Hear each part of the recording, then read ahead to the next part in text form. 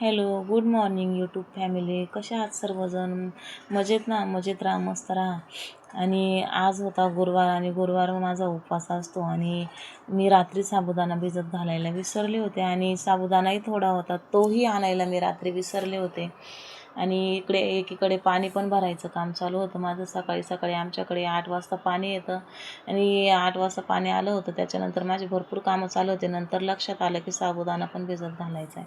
मी तो भिजत घालायला घेतला. इथं मी साबुदाणा 3 पाण्याने धुवून घेतलेला आहे आणि त्याला भिजल इतकं पाणी मी त्याच्यामध्ये टाकलेलं आहे आणि झाकण ठेवून साईडला ठेवून दिलेलं आहे. तर इकडं आले मी बाथरूममध्ये. बाथरूम वगैरे घासून झालं होतं आणि बाथरूममधलं पण पाणी भरत होते आणि आता मी निघाले जिमला जाण्यासाठी.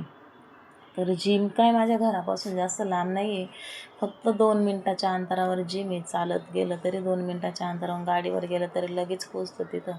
आणि मी जिममध्ये गेल्यानंतर तर अगोदर वॉर्मअप करत राहते. वॉर्मअपचा व्हिडिओही मला काही शूट करता आला नाही आहे. आणि मग मी गेले ट्रेडमिलवरती गेल्यानंतर ट्रेडमिलवरती पण मला मोबाईल कसा पकडावा हेही समजत नव्हतं, कारण मी स्टँडच नेलेलं नव्हतं.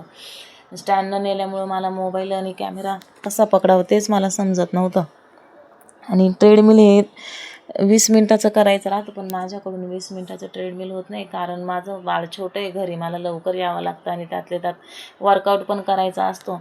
वर्कआउट करून एवढं 20 मिनटाचं ट्रेडमिल मला काय होत नाही, म्हणून मी 10च मिनटाचं ट्रेडमिल करते. आणि ट्रेडमिल झाल्यानंतर बघा इथे मला किती घाम आलेला आहे. मी पूर्ण घामाने भिजले होते. आणि आज माझा वर्कआउटचा होता बॅक डेमध्ये खूप सारे सेट असतात, पण मग मला ते सर्व सेटचे व्हिडिओ काही काढायला जमलं नाही, कारण व्हिडिओ शूट कोण करणार ना. हाच व्हिडिओ मी माझ्या जिमच्या सरांना शूट करायला सांगितलं होतं, जे की आमच्या जिमचे ट्रेनर आहेत. त्यांनी हा व्हिडिओ मला शूट करून दिलेला आहे, कारण बॅक डेमध्ये भरपूर सारे सेट असतात. हा एकच सेट मला शूट करता आलेला आहे. आणि ते झाल्यानंतर मी कार्डिओ पण केला. कार्डिओचा पण मला व्हिडिओ शूट नाही करता आला. मी निघाले घरी जाण्यासाठी. माझा वर्कआउट झालेला आहे आणि मग मी वजन केलं. माझं वजन होतं 68.200 आणि मी निघाले घरी आले. तर मी घरी आल्यानंतर माझा मुलगा चहा चपाती खात होता माझ्या बहिणीसोबत आणि मी झाले इथं फ्रेश झाल्यानंतर गेले मी किचनमध्ये गेले. पहिले बटाटे उकडायला ठेवले आणि मग शेंगदाणे आणि मिरच्या दोन्ही भाजायला ठेवलं. मिरच्या मी कायम भाजूनच घेत राहते, कारण ना मिरच्या भाजल्यानंतर तिखटपणा कमी होतं आणि कमी तिखट खिचडी मी बनवते, कारण माझा मुलगाही खात होतो, जास्त तिखट काही खात नाही. आणि साबुदाण्यामध्ये पाणी जरा जास्तच झालं होतं बरं का, म्हणून ना तो असा चिकट झाला होता.